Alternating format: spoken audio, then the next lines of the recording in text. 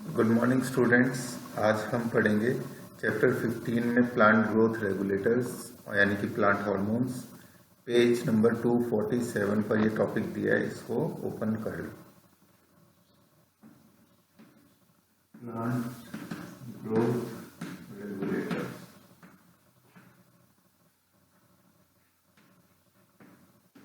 Plant growth regulators यानी कि जिनको शॉर्ट में पीजीआर कहते हैं, ये असल में प्लांट के अंदर पाए जाने वाले कुछ ऐसे मॉलिक्यूल्स होते हैं जो कि ग्रोथ को रेगुलेट करते हैं। इनके नाम से क्लियर है कि प्लांट की ग्रोथ को रेगुलेट करते हैं। रेगुलेट करने का मतलब उसको स्पीड अप करना यानी कि तेज करना है, और स्लो डाउन करना यानी कि धीमा करना है। और इनका एक दूसरा नाम फाइटोहॉर्मोन भी है।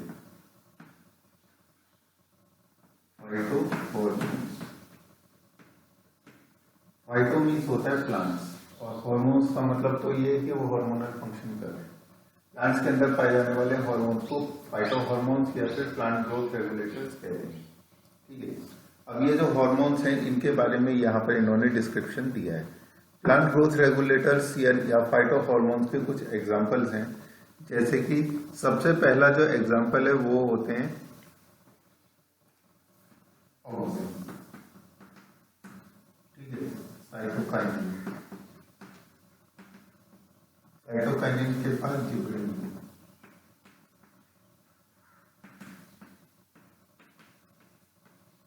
एब्सिसिक एसिड और इथाइलिन। ये पांच जो है ये टाइप्स हैं या फिर क्लासेस हैं। यानी कि इसके क्लासेस मैंने इसलिए कहा क्योंकि जैसे ऑक्सीजन है तो ऑक्सीजन के कई सारे मॉलिक्यूल्स एग्जाम्पल हो सकते हैं। कई सारे मॉलिक्यूल्स ऐसे हैं जो ऑक्सीजन की तरह के अपने रोल प्ले कर सकते हैं। जैसे एग्जाम्पल देखो, पहले सेकेंड लाइन में दिया है कि indole compound such as indole 3 acetic acid IAA, ये किसका एग्जाम्पल है? ये ऑक्सीजन का एग्जाम्पल है, IAA। इंडोल 3 एसिटिक एसिड यानी कि IAA ऑक्सीजन का एग्जाम्पल है। इसके बाद जो अगला दिया है उसका नाम है N6 फुरफुराइल एमिनोप्यूरिन, ये साइटोकाइनिन का एग्जाम्पल है।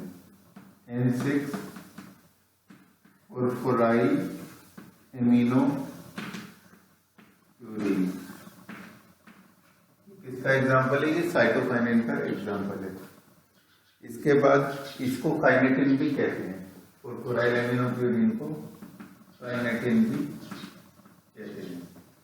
फिर आता है अगला जिसका नाम है डेरिवेटिव्स ऑफ कैरोटीनॉइड्स।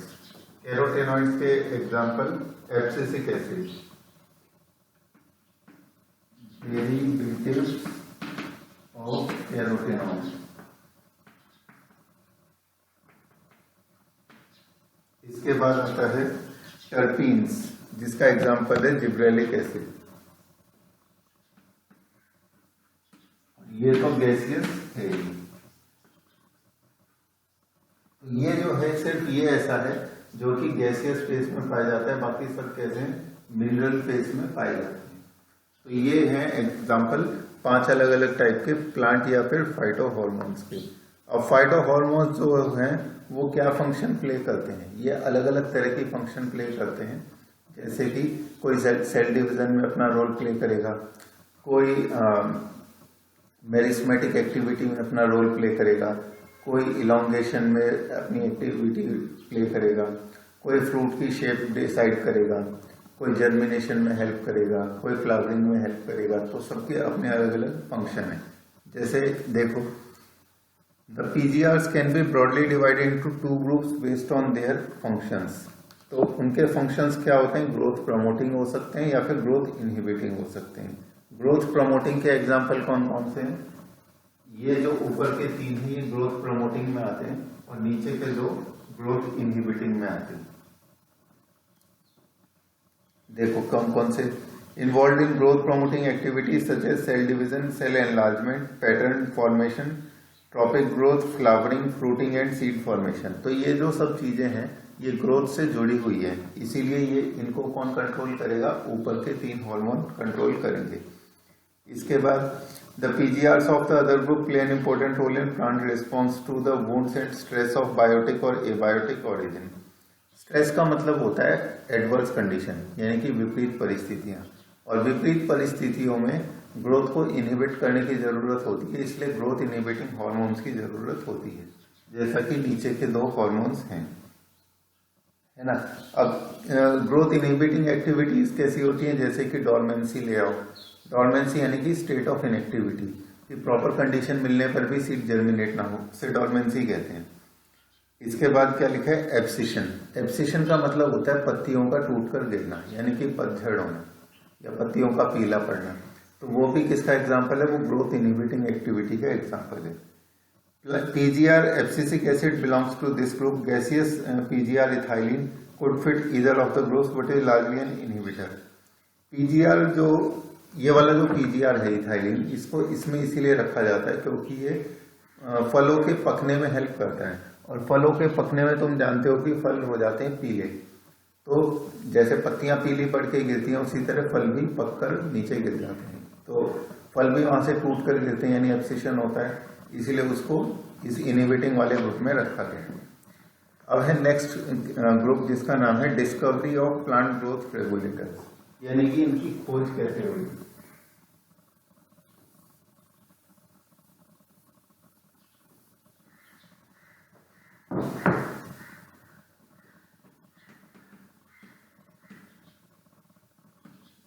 अब आता है डिस्कवरी, इनकी खोज कैसे हुई। सबसे पहले जो खोज आती है वो आती है ऑक्सिन की। ऑक्सिन की खोज करने वाले वैज्ञानिक का नाम था चार्ल्स डार्विन, और उसके बेटा जिसका नाम था फ्रांसिस डार्विन। तो इन डार्विन ने क्या किया था, कैनेरी ग्रास जो होती है, कैनेरी ग्रास एक टाइप की ग्रास है जिसकी उन्होंने ऊपर की जो टिप है उसमें ये देखा कि इसके ऊपर की टिप में जरूर कोई ऐसी चीज है जिसकी वजह से ये लाइट की तरफ अपनी ग्रोथ दिखाती है। तो इन्होंने क्या किया कि इसकी जो कोलियोप्टाइल है, यानी कि ऊपर की जो टिप है, इसको कट करके जब उन्होंने दूसरे किसी स्टेम के ऊपर प्लेस किया तो उन्होंने ये देखा कि इसके अंदर की जो चीज थी, यानी कि जो जिसको बाद में ऑक्सीजन कहा गया, उसकी वजह से वो एक्टिविटी इसके अंदर आती है। ठीक है, कोलियोप्टाइल के ट्रांसफर की वजह से, शूट कोलियोप्टाइल यानी कि अपर टिप को कहते हैं, उसके ट्रांसफर की वजह से ये जो दूसरा स्टेम था या दूसरी लीफ थी, उसके अंदर भी ये फोटोट्रॉपिज्म वाली एक्टिविटी आ गई। उसी का उन्होंने यहाँ लिखा है, all this started with the observation of Charles Darwin and his son Francis Darwin when they observed the coleoptiles of canary grass responded to unilateral illumination. Unilateral illumination यानी कि ऐसा इल्यूमिनेशन या लाइट जो सिर्फ एक ही डायरेक्शन से आ रही है। By growing towards the light source, phototropism. After a series of experiments, it was concluded that caused the bending of entire coleoptile. Auxin was isolated by F.W. Wendt. बाद में एक दूसरे साइंटिस्ट ने उस हार्मोन को आइसोलेट भी किया, F.W. Wendt. F.W. Wendt का कंट्रीब्यूशन है आइसोलेशन ऑफ ऑक्सिन, और डार्विन का कंट्रीब्यूशन क्या है, चार्ल्स एंड फ्रांसिस डार्विन का कंट्रीब्यूशन ये है, उन्होंने एक्टिविटी शो करी ऑक्सिन की एक्टिविटी क्या होती है, वो चार्ल्स और फ्रांसिस डार्विन ने शो करी, और F.W. Wendt ने पहली बार ऑक्सिन को आइसोलेट किया। आइसोलेट करने का मतलब होता है उसको उसके शुद्ध रूप में प्राप्त करना। देखो फिगर 15.10 में क्या दिखा है, सबसे पहले इन्होंने लिखा है कि अगर ये टिप मौजूद थी तो इसका मतलब ऑक्सिन भी मौजूद था, जिसकी वजह से ये ए फिगर वाली जो इमेज है वो एक तरफ को झुक रही है। जब उसको काट दिया तो अब रोशनी का उस पर कोई असर नहीं पड़ रहा क्योंकि अब उसका ऑक्सिन चला गया। इसके बाद इसी टिप को काटकर जब दूसरे वाले स्टेम की कटिंग पर रखा तो वो भी मुड़ने लगा। तो इसका मतलब उसकी टिप में ही वो वस्तु थी या वो सब्सटेंस था जिसकी वजह से वो फोटोट्रॉपिज्म की मूवमेंट दिखा रहा था। अब हम बढ़ते हैं आगे। अगला वाला जो हार्मोन है उसका नाम है जिब्रेलिन। ऑक्सिन के बाद अगला आता है जिब्रेलिन।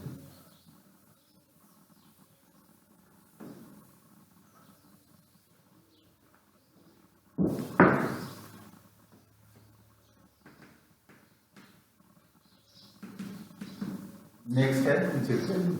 जिब्रेलिन के केस में एक डिजीज की वजह से इसकी डिस्कवरी हुई। एक साइंटिस्ट थे जिनका नाम था ई कुरोसावा।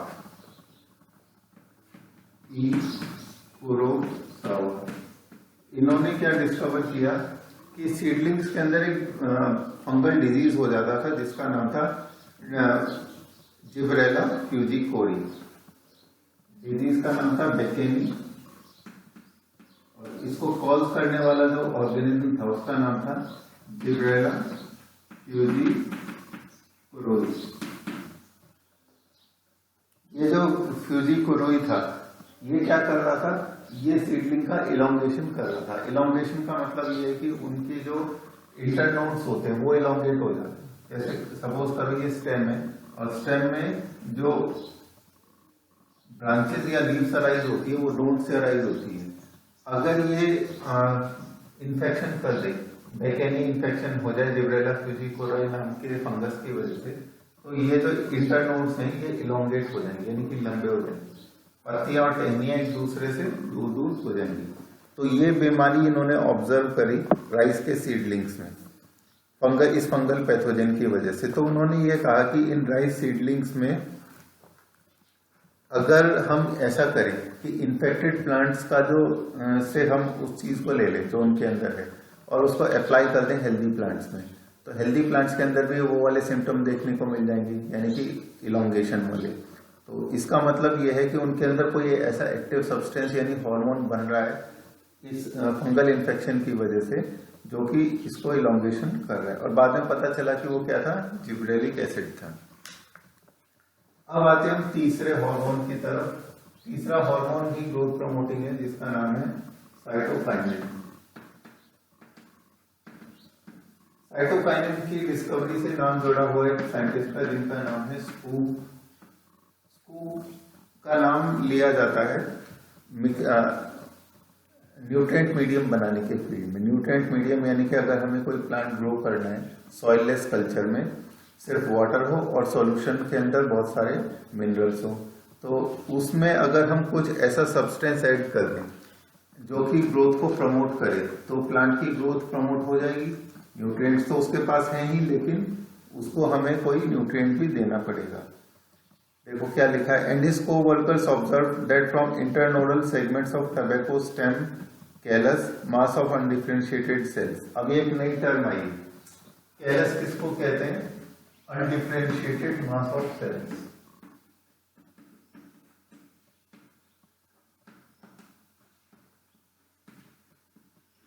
Mass of cells. और थैलस किसको कहते हैं कि ऐसा सेल का मास जो कि एक साथ क्या हुआ, उनमें डिफरेंशिएशन नहीं हुआ। उन्होंने क्या कहा कि अगर हम एक ऐसा न्यूट्रिएंट मीडियम बनाएं जिसमें vascular tissues, yeast extract, coconut milk या डीएनए का एक्सट्रैक्ट हो, तो न्यूट्रिएंट की वजह से जो ग्रोथ होती है प्लांट्स की वो ज्यादा तेज होती है। और ऐसे सब्सटेंस का नाम उन्होंने बाद में पता लगाया कि वो काइनेटिन था। काइनेटिन का मतलब क्या है, काइनेटिक एनर्जी भी इसी ऐसी होती है। इसका मतलब क्या है, ये किसको प्रमोट करता है, ये स्पीड अप करता है। स्पीड अप किसको, ग्रोथ को, इसीलिए उसे काइनेटिन कहा है। काइनेटिन को बाद में नाम दिया गया साइटोकाइनिन। साइटोकाइनिन का मतलब क्या है, सेल को स्पीड अप करने वाला, सेल की ग्रोथ को स्पीड अप करने वाला। अब आते हैं हम आगे, एब्सिसिक एसिड।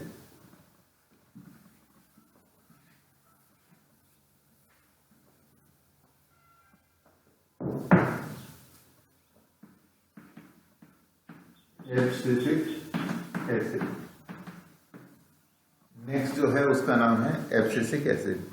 अब एब्सिसिक एसिड जो है वो क्या करता है, ग्रोथ को इनहिबिट करता है। जैसे कि स्टोमेटा को क्लोज कर देगा, रेस्पिरेशन रेट को क्या कर देगा, बढ़ा देगा, और इसी तरह की दूसरी एक्टिविटीज वो करता है। ड्यूरिंग मिड 1963 इंडिपेंडेंट रिसर्चर ने इनहिबिटर बी एब्सिसिन 2 और डॉर्मिन की खोज की। तो इसका मतलब वो क्या है, वो डॉर्मेंसी भी कॉज करता है, स्टोमेटा का क्लोजर भी कॉज करता है और इनको बाद में नाम दिया गया एब्सिसिक एसिड। एब्सिसिक एसिड के बाद अगला जो हार्मोन है, एब्सिसिक एसिड को डिस्कवर किसने किया था, इंडिपेंडेंट रिसर्चर्स ने डिस्कवर किया था, यानी कि अलग अलग साइंटिस्ट का इसमें कंट्रीब्यूशन है। इसके बाद बात आती है इथाइलिन। इथाइलिन को डिस्कवर करने वाले थे कजन। इन्होंने क्या डिस्कवर किया कि एक वॉलेटाइल सब्सटेंस है राइपेंड ऑरेंजेस से। वॉलेटाइल का मतलब जो फ्यूम्स में कन्वर्ट हो जाता है उसे वॉलेटाइल कहते हैं। तो वो क्या करता है, वो दूसरे जो आसपास फ्रूट्स हैं उनकी राइपनिंग में हेल्प करता है। तो वो गैसियस हो सकता है क्योंकि फ्यूम्स गैसेस में प्रेजेंट होती हैं। तो उसको बाद में पता लगा है कि वॉलेटाइल सब्सटेंस इथाइलिन था, एकमात्र गैसियस पीजीआर यानी कि प्लांट ग्रोथ प्रमोटिंग या प्लांट ग्रोथ रेगुलेटर। तो इसके बाद अगला जो हेडिंग है उसमें हम क्या स्टडी करेंगे, एक एक करके इन सभी जो 5 क्लासेस हमने पढ़ी हैं हार्मोन्स की, हर एक की फिजियोलॉजिकल एक्टिविटी यानी कि इफेक्ट क्या होता है, क्या रोल प्ले करते हैं।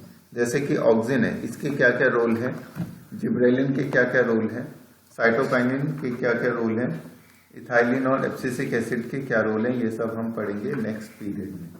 ठीक है, और इसके मैं नोट्स बनवा दूंगा, वैसे ही सबको नोट्स बनाने।